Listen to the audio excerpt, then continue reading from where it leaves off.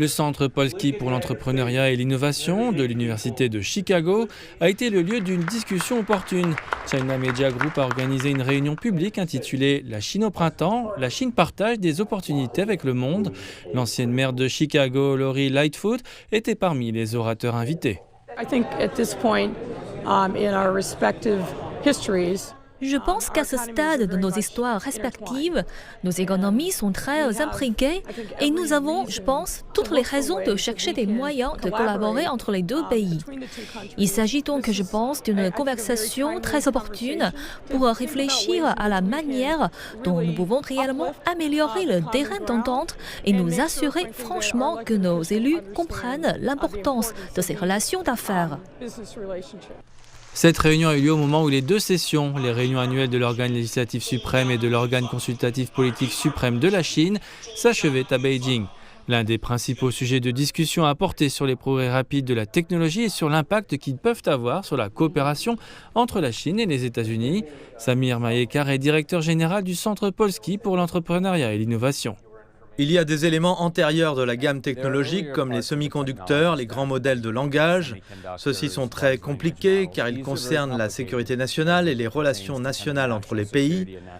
Mais lorsque vous descendez plus bas, il s'agit peut-être de petits modèles de langage, peut-être d'outils que vous pouvez exploiter pour obtenir une sorte de résultat commercial.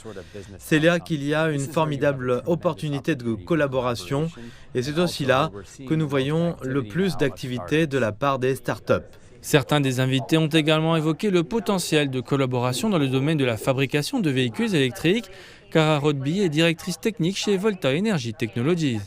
Je pense qu'ils sont tellement bons dans la fabrication de produits de base. Je pense que l'Occident reste en tête pour ce qui est de l'innovation des nouvelles technologies. Mais nous n'avons pas une grande expérience de la mise à l'échelle et de la fabrication commerciale de ces produits. Je pense que c'est là que réside l'opportunité de partenariat. Je pense qu'il s'agit d'un partenariat gagnant-gagnant-gagnant pour toutes les parties concernées. L'autre thème clé abordé lors de cette réunion était le rôle des programmes d'échange de jeunes. L'objectif est d'augmenter le nombre d'étudiants américains et chinois qui ont la possibilité de passer du temps dans un autre pays. Ce faisant, on espère que ces expériences renforceront la compréhension interculturelle. Teshurali est professeure de mandarin dans une école de Chicago.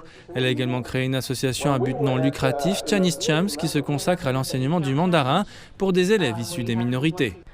J'enseigne à des élèves issus des minorités et je voulais donc leur inculquer cette sorte d'état d'esprit selon lequel le fait d'être issu de ce milieu ne signifie pas que l'on est limité de quelque manière que ce soit.